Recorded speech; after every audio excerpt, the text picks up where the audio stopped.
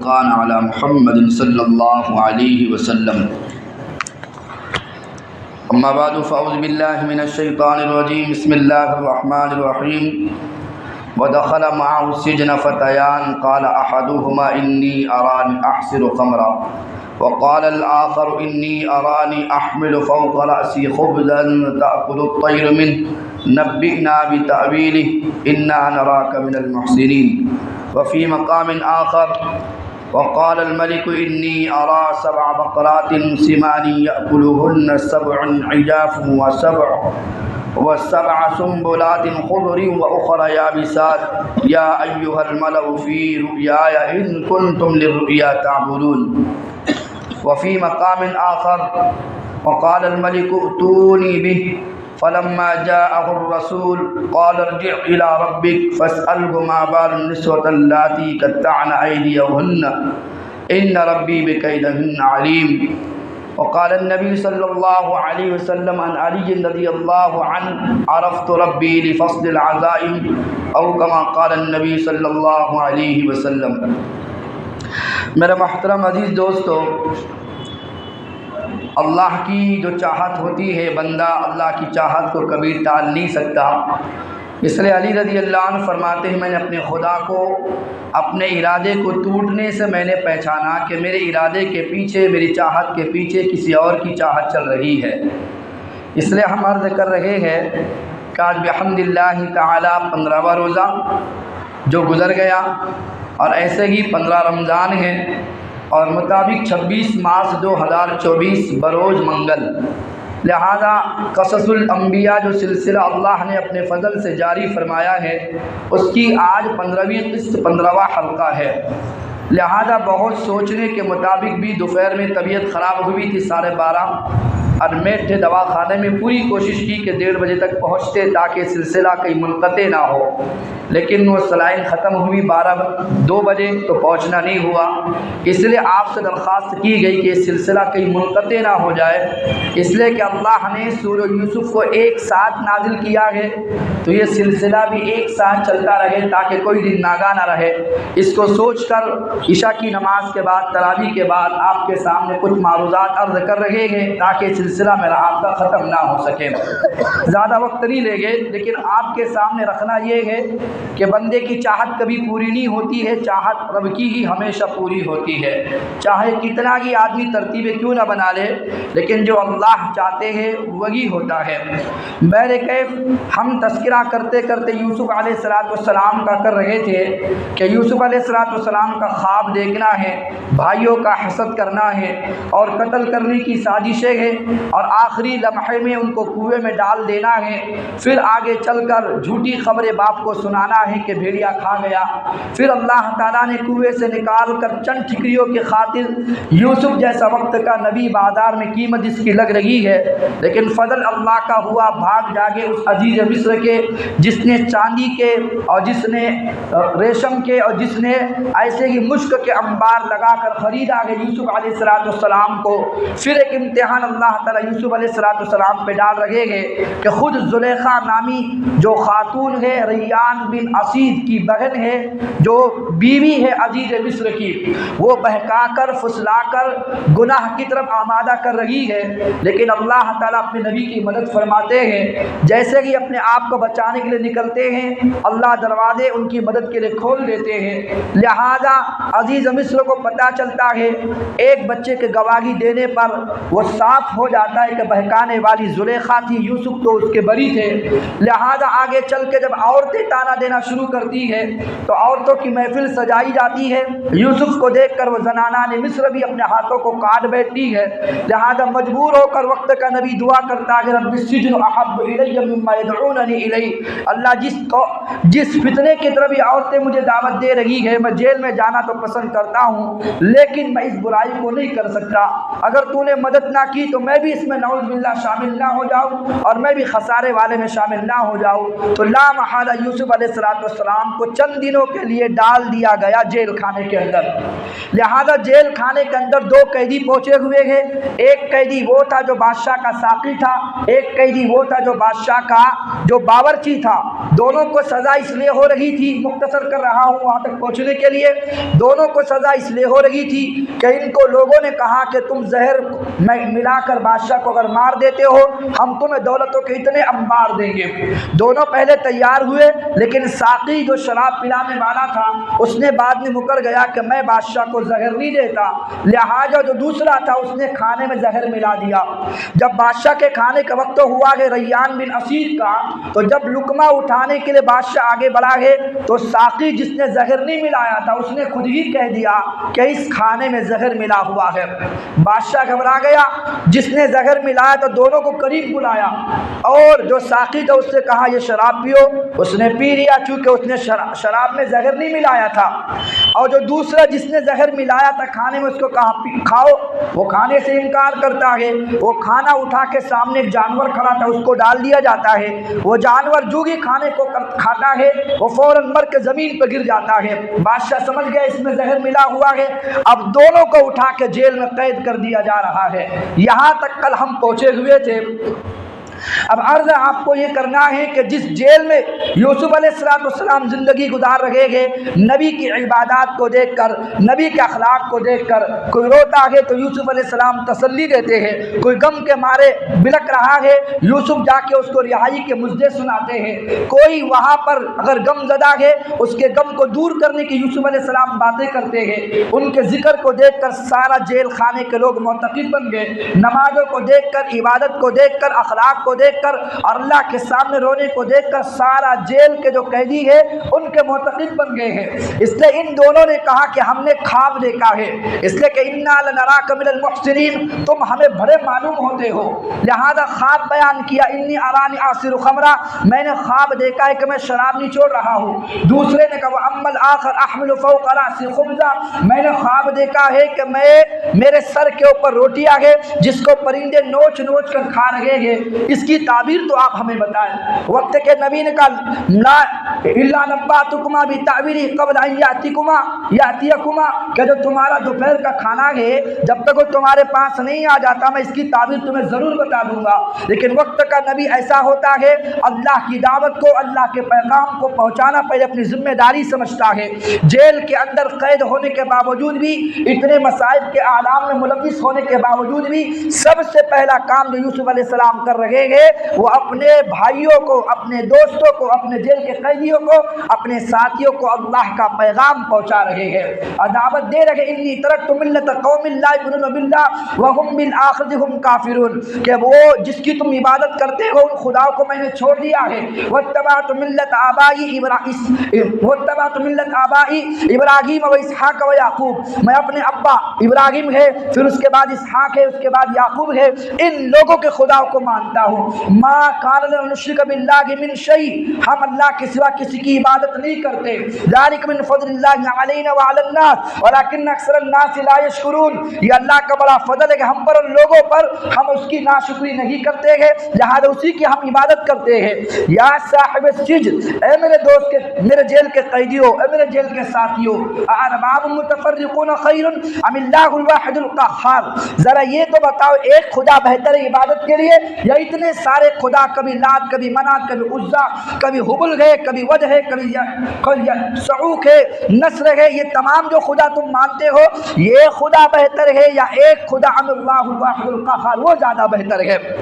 देखो दावत कैसे दे रहा है वक्त का नबी। मा ताबुदुन मिन दूनिही इल्ला अस्माउन सम्मैतुमूहा अंतुम आबाउकुम मा नज़्ज़लल्लाहु बिहा मिन सुल्तान इनिल हुक्म इल्ला लिल्लाह अमर अल्ला ताबुदु इल्ला इय्याहु ज़ालिका दीनुल क़य्यिम वलाकिन अक्सरन नास ला यअलमून। मैं तर्जुमा कर रहा हूँ, तुम मेरे खुदा को छोड़कर जिन खुदाओं को मानते हो, फला फला उसके नाम रखते हो, तुम और तुम्हारे माँ बाप जिसको पूछते हो, ये तो बताओ कि अल्लाह ने तुम्हें करने का हुक्म दिया है या कोई अल्लाह ने तुम्हें हुक्म नादिल किया دیا ہے اللہ کا حکم تو یہی ہے کہ بس اسی کی تم عبادت کرو، اس کے سوا کسی کی بندگی تم نہ کرو، یہی دین حق ہے، لیکن اکثر لوگ اس کو جانتے تک نہیں ہے۔ یہ ساری تبلیغ کر رہے ہیں، جب تک تبلیغ کا پیغام نبی نہیں پہنچاتا ہے اپنی بات کو، وہ دعوت کو مکمل نہیں سمجھتا۔ اس لیے تو عطا اللہ شاہ بخاری رحمۃ اللہ علیہ ختم نبوت کے لیے جس جیل میں قید تھے، جس جیل میں ڈالا گیا تھا، وقت کے جب پریزیڈنٹ تھا، اس کے گھر کی دیوار عطا اللہ شاہ رحمۃ اللہ علیہ کی دیوار ایک ہی تھی، ادھر سے جیل تھا، ادھر سے پریزیڈنٹ کا رہنے کا مکان تھا۔ جو بڑے بڑے لوگ ہوتے ہیں جیل کے آس پاس ان کی کوٹیاں ہوتی ہے تاکہ سارے نظام کو سنبھال بھی سکے اور قیدیوں پر نگاہ بھی رکھ سکے۔ عطا اللہ شاہ بخاری رحمۃ اللہ علیہ ختم نبوت کے لیے وہاں پر تھے، صبح اٹھ کر اپنے قرآن کی تلاوت کرتے تھے، اللہ کے سامنے روتے دھوتے تھے۔ صبح سویرے پریزیڈنٹ کی بیوی اٹھتی اور گھروں پر جاتی اور گھر کے جو پھول ہوتے اس کو درست کرتی، جو درخت ہوتے ان کو پانی دیا کرتی، سویرے اٹھ کر اپنے بھگوان کی عبادت کرتی تھی۔ لیکن عطا اللہ شاہ بخاری جب قرآن پڑھتے تھے، اوپر جو روشن دان بنا ہوا تھا وہاں سے آواز باہر چلی جاتی۔ عطا اللہ شاہ بخاری ایسے لہجے میں قرآن کو پڑھتے تھے، وہ ٹھہر کر قرآن کو سنا کرتی تھی۔ کئی مرتبہ شوہر نے دیکھا کہ میری بیوی چھپ چھپ کر قرآن پڑھ رہی ہے، اس نے پیغام دیا جیلر کو، کہا کہ عطا اللہ شاہ بخاری کو اس جیل سے نکالو، کسی دوسرے کمرے میں بند کرو، اگر اس کمرے میں اور دن یہ رہا تو میری بیوی اس کا کلمہ پڑھ کے اسلام میں داخل ہو جائے گی۔ یہ تو اپنا کام اپنی بندگی کے ساتھ ساتھ دعوت دینا، بھلے کوئی سمجھے نہ سمجھے، اس کو ضرور کرتے ہیں۔ اس صحابی جالندری رحمت اللہ علیہ ہے جو ختم نبوت کے لیے ساری زندگی وقف کرنے والے، ایک مرتبہ کہتے ہیں میں فلاں سفر پہ جا رہا تھا، ٹکٹ میں نے لے لیا، میں نے چند آنے کی چند پیسے کی چائے خریدی، اس کے ساتھ بسکٹ خرید کے میں نے کھا لیا۔ جب میں ٹرین میں بیٹھنے لگا تو میں نے سوچا اپنی ذات کا تو نے مسئلہ تو حل کر لیا ہے، لیکن ختم نبوت کے لیے جو تو چل پڑا ہے، ختم نبوت کا تو نے اتنے لمحے میں کیا کام کیا ہے؟ اگر تو مسلمان ہے اتنے لمحے میں اپنی ضرورت کا خیال تو تو نے رکھا، لیکن ختم نبوت کے لیے تو نے کیا کیا ہے؟ لہٰذا میں سوچ کر واپس گیا ہوں، جس سے چائے میں نے خریدی تھی، بسکٹ میں نے خریدا تھا، اس کو جا کر میں نے ختم نبوت کا کارڈ اپنی بیگ سے نکالا، اس میں ختم نبوت کا لکھا ہوا ہوتا تھا، اس میں نے الفاظ لکھ دیے جو مسلمان تھا، کہا کہ اگر ختم نبوت کے تعلق سے کوئی بھی پروگرام آپ کو کرنا ہو، میں دعوت کی شکل میں دعوت نامہ تمہیں دے کے جا رہا ہوں، یہ جوابی خط ہے، اسی جوابی خط پر تم نے خط بھیج دینا، ہم تمہاری خدمت کے لیے حاضر ہو جائیں گے۔ وہ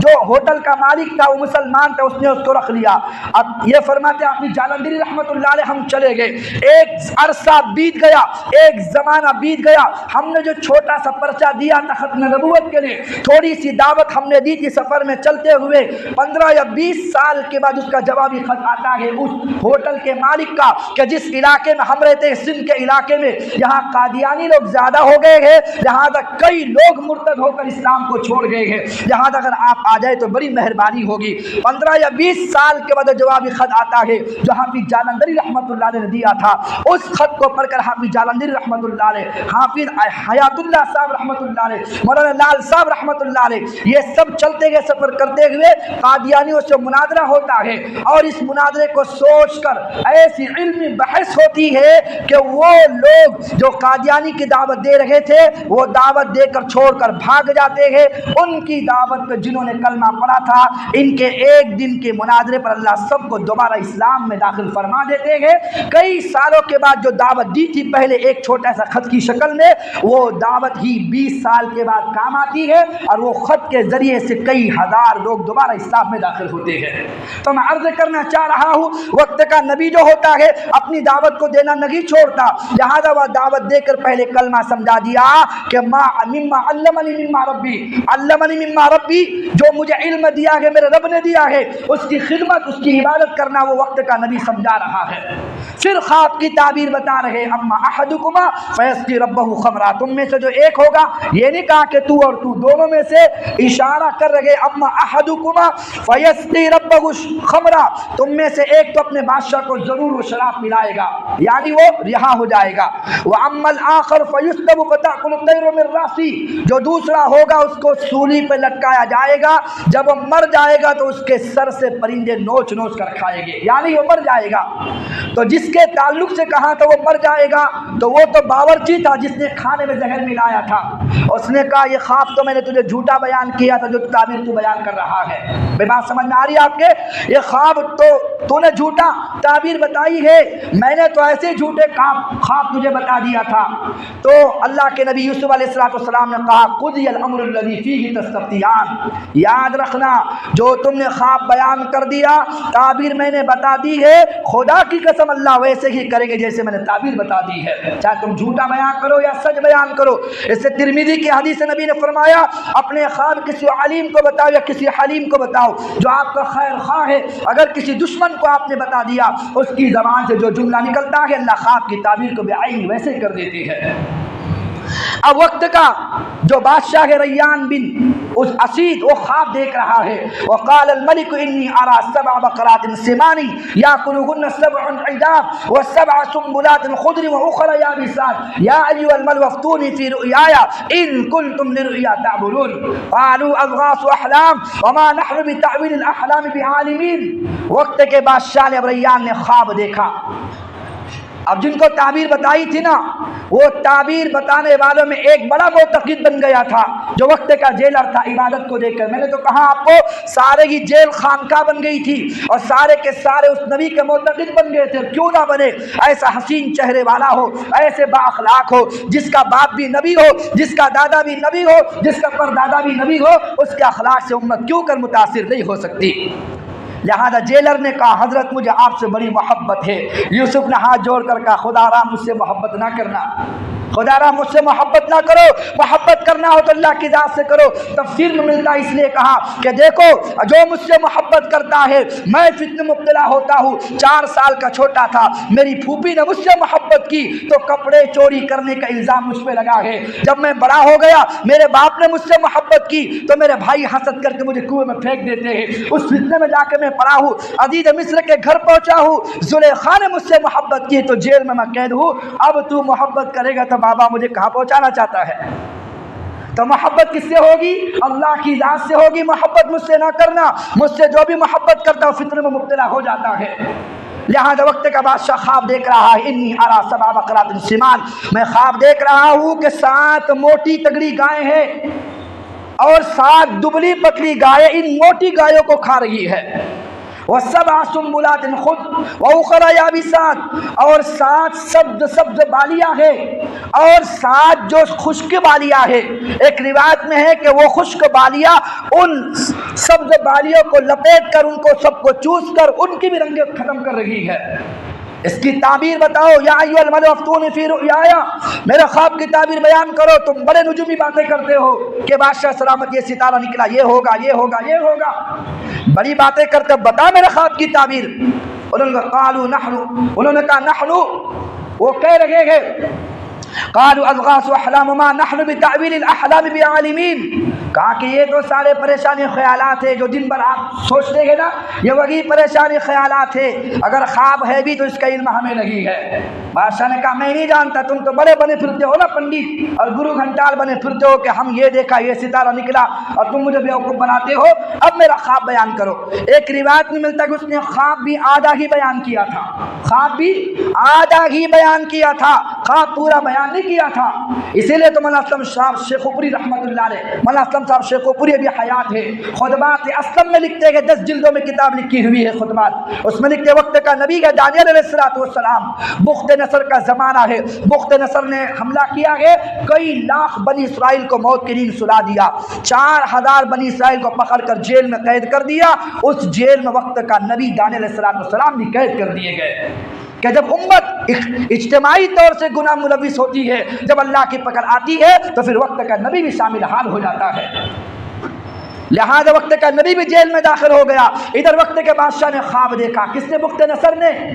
اور حکم دیا کہ میں نے خواب دیکھا ہے۔ ان کے ماننے والوں نے کہا جو دیکھا ہے بیان کرو۔ کہا کہ جو دیکھا بھول گیا ہوں۔ کہا کہ آقا سلامت جو دیکھا بھول گئے تو خواب کی تعبیر ہم کیسے بیان کریں گے؟ اس نے کہا کہ دیکھو تم تو بڑے گرو گھنٹال بنے پھرتے ہو نا، یہ سورج نکلے، یہ چاند نکلے، وہ ستارہ نکلے تو یہ ہوگا یہ ہوگا یہ ہوگا، اب بتاؤ تو صحیح میں نے خواب کیا دیکھا ہے، پھر تعبیر بھی بتانی ہے، اور موقع دیتا ہوں صرف 3 دن کا، 3 دن میں نہ بتائیں میں تمہاری نسلوں کے ساتھ تمہیں ذبح کر دوں گا۔ اب مرتے کیا نہ کرتے، بھاگ رہے ادھر سے ادھر، بھاگ رہے ادھر سے ادھر۔ وہ خبر چلتے چلتے چلتی ہے جیلر کے پاس، جو دانیال السلام کی عبادت کو دیکھ کر، اخلاق کو دیکھ کر بڑا متاثر ہو چکا تھا۔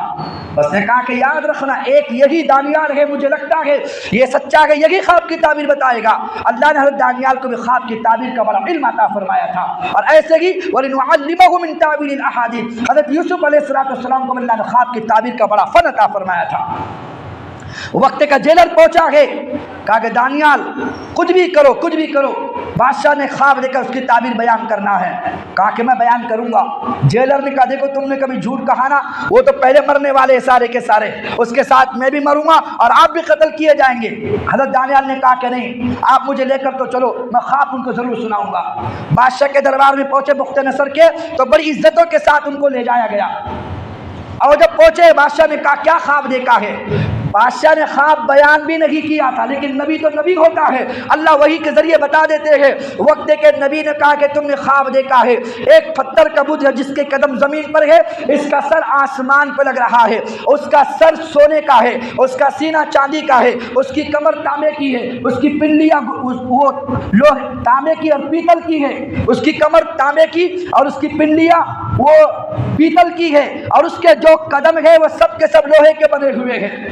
لیکن ساری دنیا کے لوگ اس کو دیکھتے ہیں، اس کا سونا، اس کا چاندی، اس کا پیتل، اس کا تانبا، اس کا لوہا، لوگ حیرت میں پڑے ہوئے ہیں۔ اچانک آسمان سے ایک پتھر آتا ہے، اس کے سر پہ لگتا ہے، اور وہ پتھر کا خدا ریزہ ریزہ ہو جاتا ہے، اور ساری کائنات میں اس کی مٹی پھیل جاتی ہے، پھر کوئی چیز نظر نہیں آتی۔ یہ خواب تم نے دیکھا ہوا ہے۔ بادشاہ نے کہا یہ خواب تو وہی میں نے دیکھا جو تم نے بیان کیا۔ کہا کہ پھر تعبیر بیان کرو۔ کہا کہ کیوں نہیں، تعبیر سنو۔ وہ جو تم نے خدا دیکھا ہے، پتھر کا خدا، جو اوپر کا سر اس کا چاندی سونے کا بنا ہوا تھا، وہ آپ کی نسل ہوگی جو بڑا مقام رکھے گی، جیسے سونا اعلیٰ ہوتا ہے، آپ کی جو اولاد وہ اعلیٰ ہوگی۔ اس کے نیچے چاندی کی جو نسل ہے وہ آپ کے خاندان کے بعد جو آپ کی نسلیں آگے چلے گی، آپ کی اولادوں کی اولاد بنے گی، وہ سونے سے کم قیمت کی ہوگی، لہذا وہ نسل کا تذکرہ ہے۔ اس کے نیچے آپ نے جو دیکھا جو تانبے کی کمر بندھی ہوئی ہے، اس کے بعد اور قومیں آئے گی جو تمہارے خاندان سے کم درجہ ہوگی۔ اس کے بعد ایک قوم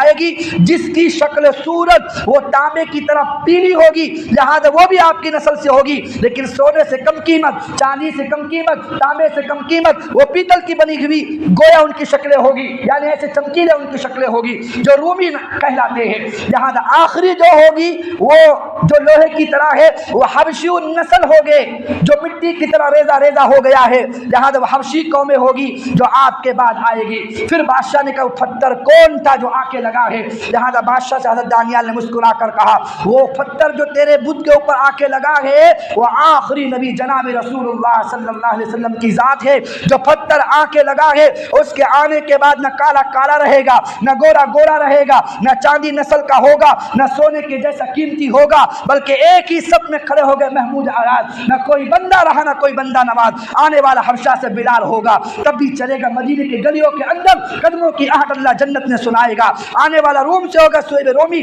اللہ تب بھی مقام عطا فرمائیں گے۔ آنے والا فارس سے ہوگا سلمان فارسی، تب بھی نبی کے سلمان من اہل البیت، سلمان تو آل رسول سے شامل ہو چکا ہے۔ کوئی حسب نسب نہیں ہوگا، وہ آخری نبی کا دین ہوگا، اور آخری نبی محمد مصطفیٰ صلی اللہ علیہ وسلم کی ذات ہوگی۔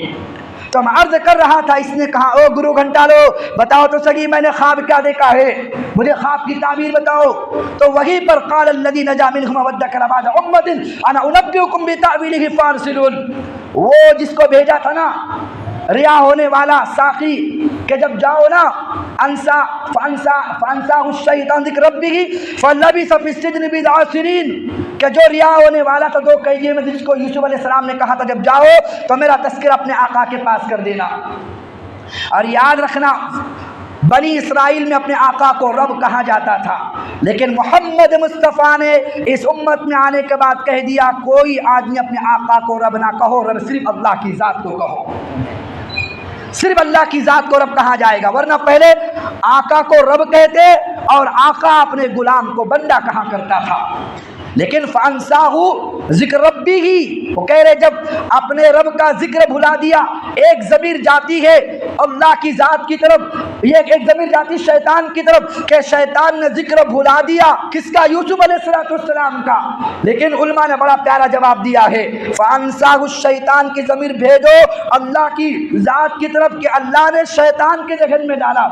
شیطان نے یوسف کا تذکرہ بھلا دیا کہ اپنے بادشاہ کے سامنے کرنا، وہ اس لیے کہ اللہ کو یہ ادا پسند نہیں آئی، جیل میں تم قید ہو اور مدد باہر کے بادشاہ سے مانگو کہ میرا خیال رکھنا کہ مجھے کس طرح باہر نکالتے ہو۔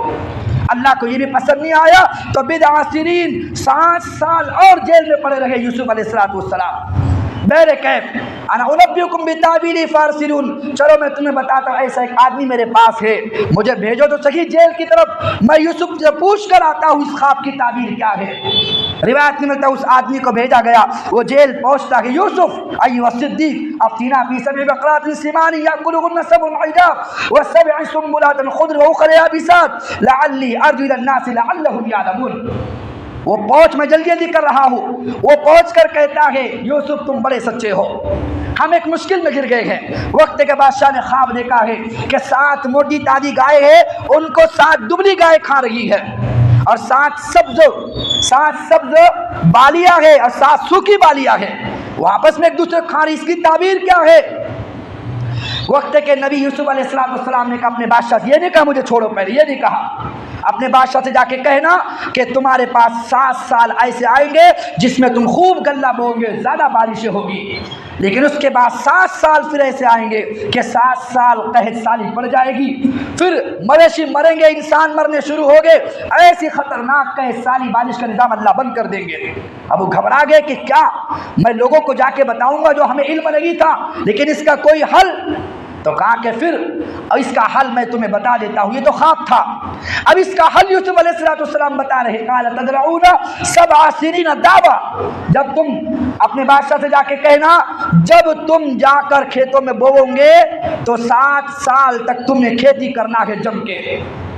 فما حصدتم فذروه في سنبله الا قليلا مما تاكلون، لیکن جب تم فصلیں کاٹو گے تو فصل کو کاٹنے کے بعد دیکھو وقت کا نبی کیسا عقل مند ہوتا ہے،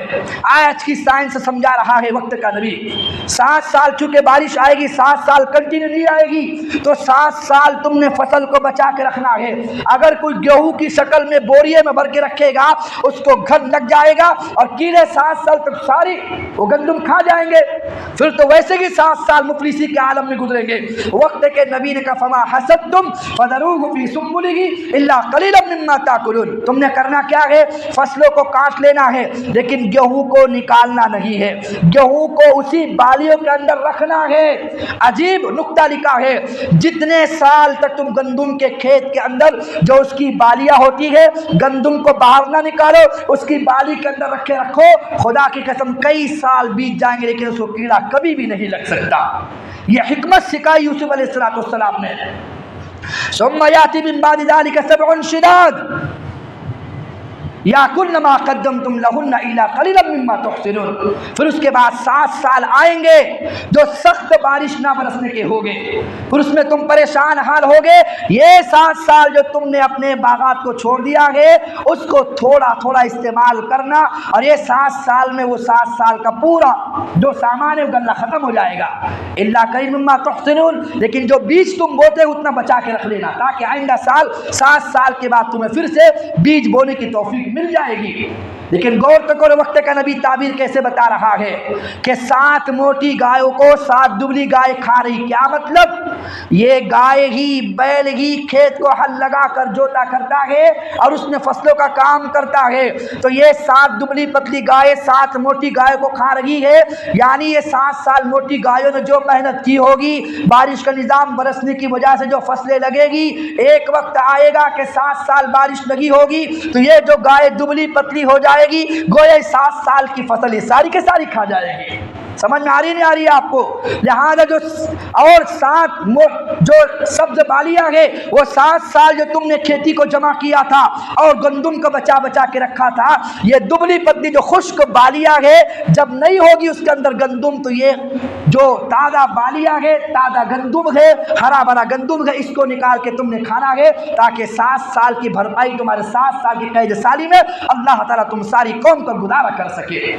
ایسی عقل اس قوم کو سکھائی۔ ثم یاتی من بعد ذلک عام فیہ یغاث الناس وفیہ یعصرون، اس کے بعد پھر 8واں سال جو لگے گا وہ بارش کی موسلادھار بارشیں ہوگی۔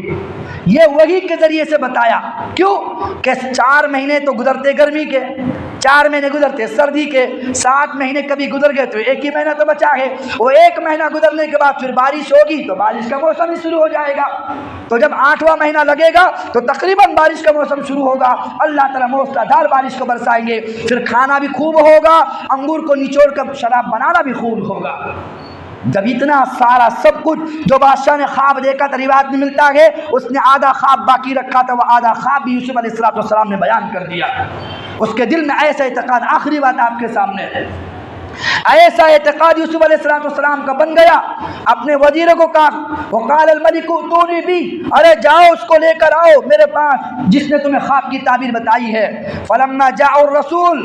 جب ان کے پاس آئے ہیں پیغام سنانے والے، فلما جاء الرسول ارجع الى ربک فاسألہ ما بال النسوة اللاتي قطعن ایدیہن ان ربی بکیدہن علیم،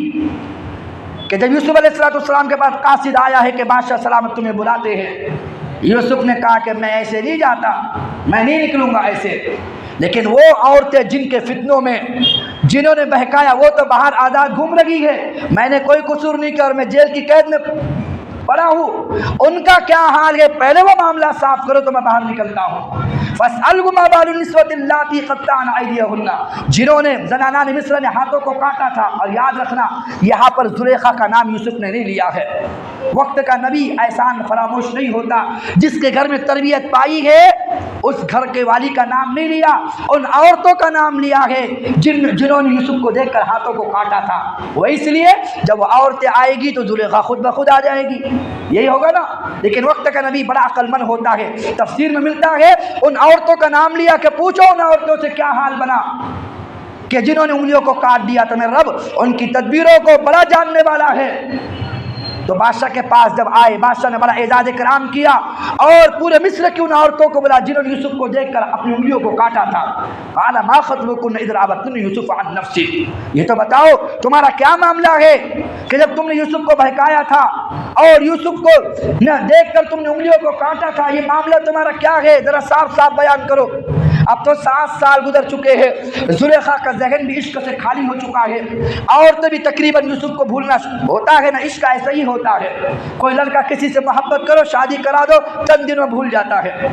ہوتا نہیں ہوتا، عشق ایسا دھوکہ ہوتا ہے، وہ ذہن خالی ہو رہا تھا۔ جب عورتیں آئی ہے تو زلیخا بھی خود بخود آ گئی، کہ دیکھیں گے جو ہوگا وہ۔ قال ما خطبکن اذ راوتن یوسف عن نفسہ، تو کہا قلنا حاش للہ ما علمنا علیہ من سوء، ساری عورتوں نے ایک ساتھ کہا قسم خدا کی ہم کہتے ہیں ہم نے اس کے اندر خیر کے سوا کوئی چیز نہ دیکھی، یعنی وہ گنہگار نہیں ہے۔ جب انہوں نے کہا تو زلیخا کیوں خاموش رہے؟ زلیخا قالت امرأۃ العزیز الآن حصحص الحق، اب میں راز کو کھولتی ہوں، حق بات کیا ہے۔ وَلَقَدْ رَاوَدتُّهُ عَن نَفْسِهِ، میں نے بھی اس کو برے کام کے لیے بہکایا تھا، اب کھل کے میں بتاتی ہوں۔ وَلَقَدْ رَاوَدتُّهُ عَن نَفْسِهِ وَإِنَّهُ لَمِنَ الصَّادِقِينَ، وہ تو سچوں میں سے ہے، وہ سچا ہے، اس کا کوئی قصور نہیں ہے۔ دیکھو وقت کے نبی اللہ کے حبیب صلی اللہ علیہ وسلم فرماتے ہیں اگر مجھے جیل سے نکالا جاتا تو میں فوراً نکل جاتا، لیکن یوسف تیرے صبر کے کیا کہنے کہ تو اتنے سال جیل میں رہا لیکن جب تک اپنا معاملہ صاف نہ کیا، جب تک جیل سے باہر قدم نہ رکھا۔ یعنی اللہ کے نبی اپنے بھائیوں کو اپنے نبیوں کی تعریف کر کر کے آگے بڑھایا کرتے تھے، ورنہ نبی سے بڑی شان تو یوسف کے نہیں ہو سکتی۔ کہا کہ اگر میں ہوتا تو نکل جاتا، لیکن یوسف تیرے کیا کہنے، تو نے پھر بھی صبر کیا، کیونکہ بادشاہ کے ذہنوں میں جو چلتا ہے پتہ نہیں کب نیت بدل جائے بادشاہوں کی، ارے ہوتا کہ نہیں ہوتا، ابھی آرڈر دیا نکل جاؤ، بعد میں بولے کہ چلو بند کر دو، اور ہوا واقعہ حقیقت میں کتاب میں ملتا ہے۔ بادشاہ بڑا خوش تھا، اس نے وزیر کو کہا کہ میں مذاق سے تمہیں جیل میں مگر میں کہوں تو جاؤ گے، انہوں نے کہا تم حکم تو دو، تو مذاق سے تو ہم تب بھی جیل میں جائیں گے۔ اس نے کہا پھر جاؤ پھر آج کے دن جیل میں۔ اپنے وزیر کو حکم دیا جیل میں جاؤ، اور کل بھول گیا کہ میں نے کس کو جیل میں ڈالا تھا۔ اب وزیر سوچے سویرے کھولے سویرے کھولے سویرے کھولے، چند دن کے بعد بادشاہ کا انتقال ہو گیا ہے۔ اب جیل میں وزیر بڑا سڑ رہا ہے کہ کوئی مجھے باہر نکال، میرے کو قصور ہی کوئی نہیں ہے، میں تو مذاق سے آیا ہوا تھا۔ لہذا کتابوں میں ملتا ہے جب اس کا بیٹا بادشاہ بنا، اس کے دل میں ہمدردی تھی، اس نے ایسے قیدیوں کو جن کے جرم کم ہے اس کو باہر نکالنا چاہا۔ جب سب کی لسٹ بنی تو وزیر کی بھی نام آ گیا۔ جب وزیر سامنے آیا تو وہ منہ جھوڑ رہا ہے، میرا تو کوئی قصور ہی نہیں ہے، تمہارے ابا نے مذاق سے کہا تھا، میں نے محبت دکھاتے ہوئے تمہارے ابا کی بات مانی، چلے گیا تو پھر میں اندر ہی پڑا رہا، تمہارے ابا نے باہر نہ نکالا، اس سے پہلے چل بسے، اب تم تو نکال دو۔ تو وزیر نے کہا جتنے ہیں نا ان کو سب کو تو چھوڑ دو، لیکن یہ وزیر کو جیل میں ڈالو، یہ میرے ابا کی آخری نشانی ہے، اگر یہ بھی چلا گیا تو میرا باپ وہ یاد کیسے رہے گا۔ وہ واپس جیل میں ڈال دیا گیا، اللہ خیر کرے۔ تو یوسف علیہ السلام کے تعلق سے اللہ کے نبی نے کہا تیرے صبر کے کیا کہنے، بادشاہ کی نیت کبھی بدل جاتی ہے، پھر بھی تو نہ نکلا۔ اللہ کے نبی اپنے بھائیوں کو آگے بلا رہے، آخری بات کر رہا ہوں، ذالک لیعلم انی لم اخنہ بالغیب وان اللہ لا یہدی کید الخائنین۔ ایک روایت ہے کہ زلیخا خیر ہی ذالک لیعلم انی لم اخنہ بالغیب، تاکہ میرے شوہر عزیز مصر کو پتہ چل جائے میں نے بہکایا ہی، میں نے کوئی گناہ نہیں کیا ہے، یعنی یوسف کے ساتھ میں نے منہ کالا نہیں کیا ہے، صرف میں نے گناہ کا ذہن میں میرے آیا تھا۔ وَأَنَّ اللَّهَ لَا يَهْدِي كَيْدَ الْخَائِنِينَ، اور اللہ تعالیٰ خیانت کرنے والوں کو کبھی اللہ سیدھی راستہ نہیں دکھاتے ہیں۔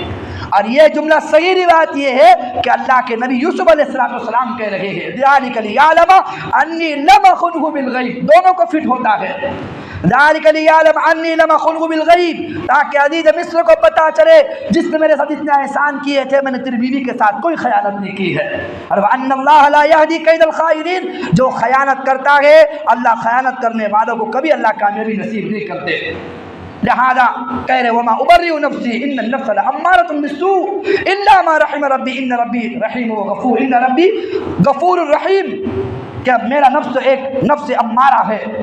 اور یہ مجھے بھی بہکا سکتا تھا، اگر میرے رب کا کرم نہ ہوتا تو میں بھی نعوذ باللہ ملوث ہو جاتا، لیکن اللہ نے میری حفاظت فرمائی۔ لہذا آپ کے سامنے مختصر آپ کے سامنے رکھ دیا تاکہ آج کا دن ہمارا ناگا نہ ہو، جو سیرت ہماری چل رہی ہے وہ منقطع نہ ہو،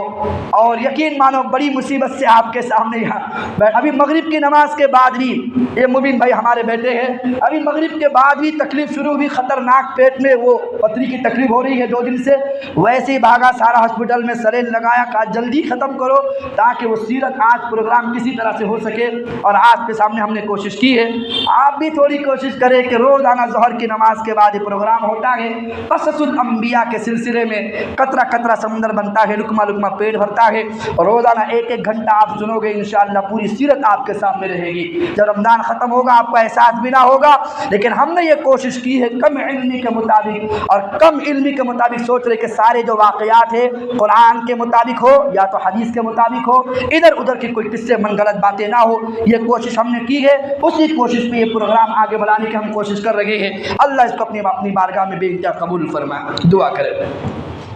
بسم اللہ الرحمن الرحیم، الحمد للہ رب العالمین، ربنا ظلمنا انفسنا وان لم تغفر لنا وترحمنا لنكونن من الخاسرین، لا الہ الا انت سبحانک انا كنا من الظالمین، یا احد الصمد الذی لم یلد ولم یولد ولم یکن له کفوا احد، سبحانک لا علم لنا الا ما علمتنا انک انت العلیم الحکیم، وصلی اللہ تعالی علی خیر خلقہ محمد وعلی آلہ وصحبہ اجمعین برحمتک یا ارحم الراحمین۔